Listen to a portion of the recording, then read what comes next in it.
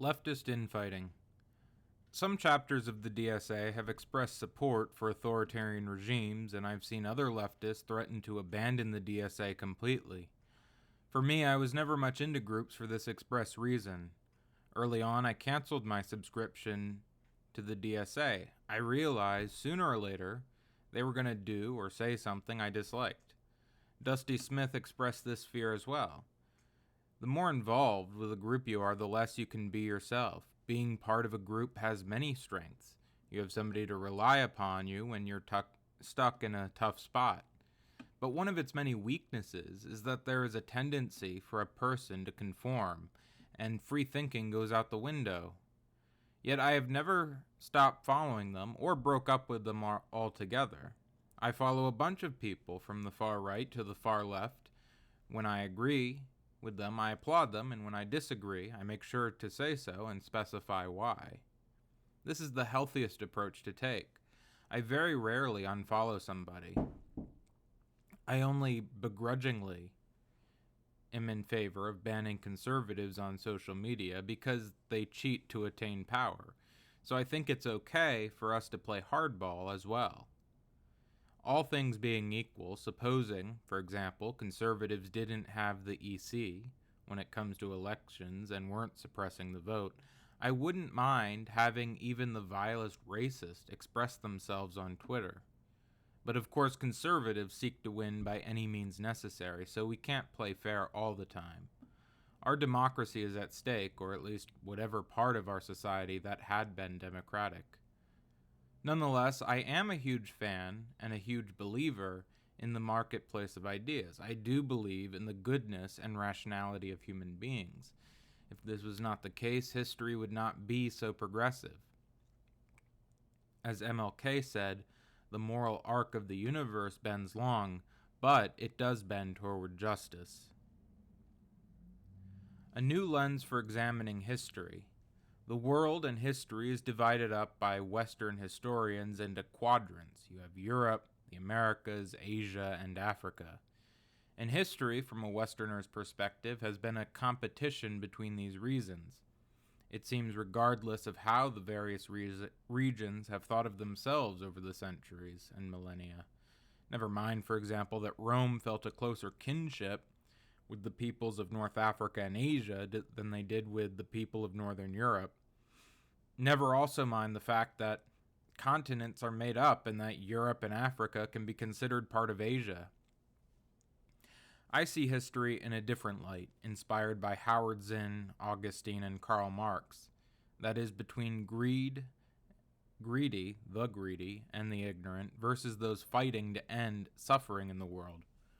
Or maybe another way you could divide it is simply between suffering and those fighting suffering, saying how not all suffering is man-made. I believe in God, and one of the biggest dilemmas in theology is, why does suffering exist?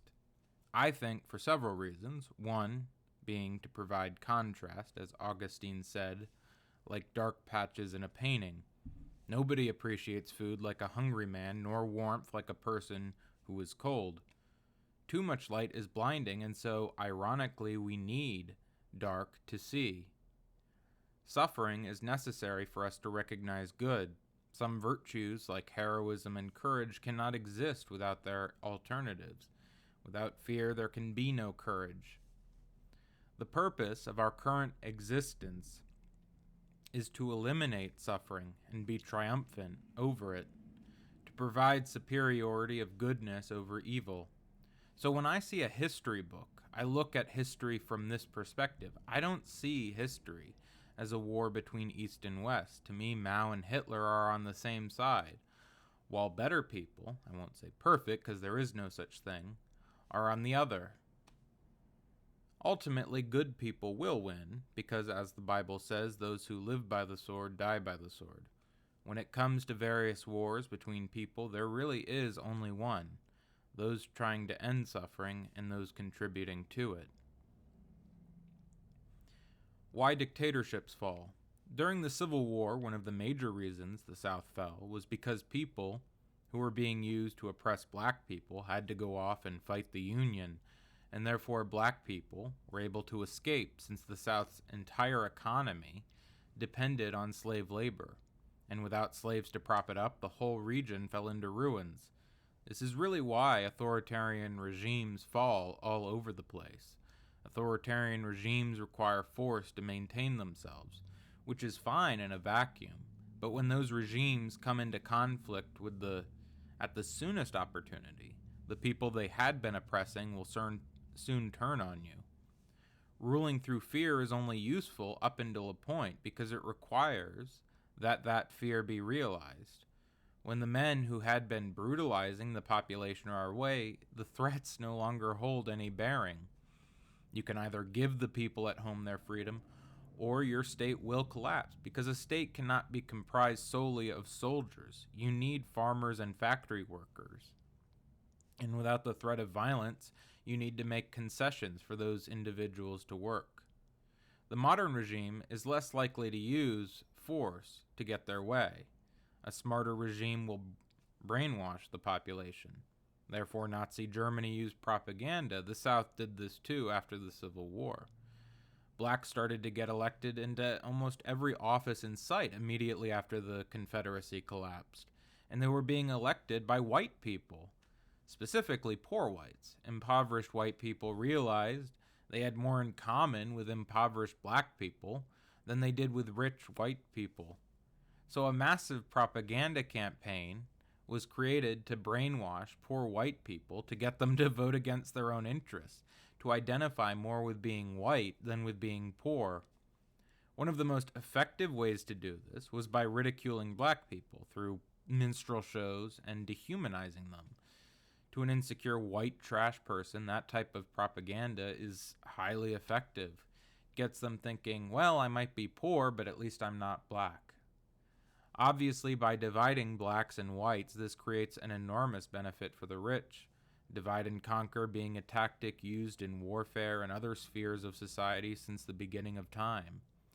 Neither the white nor the black person get anything by identifying with the color of their skin, other than the vague and nebulous notion that there's some kind of virtue tied up in how they look. I should say, to some extent, black people can be proud, ironically because of the racism. There is pride to be had in standing up against that racism and oppression. For poor white people, though, again, ironically, they have received nothing by being deceived. Poor white people should feel proud about is being poor, of having to struggle and not being emasculated by the wealth and privilege which turns all people who have those things into pathetic wretches. Ultimately, fascism is the final form of greed and ignorance. It is, in fact, the combination of greed and ignorance we see when the rich and the bigoted have their backs against a wall, and they have to join forces in order to preserve themselves and their status. We saw it in the South before and after the Civil War. We saw it in Germany after the fall of the Austro-Hungarian Empire. And we're seeing it again in America as America's hegemony wanes and class consciousness is on the rise.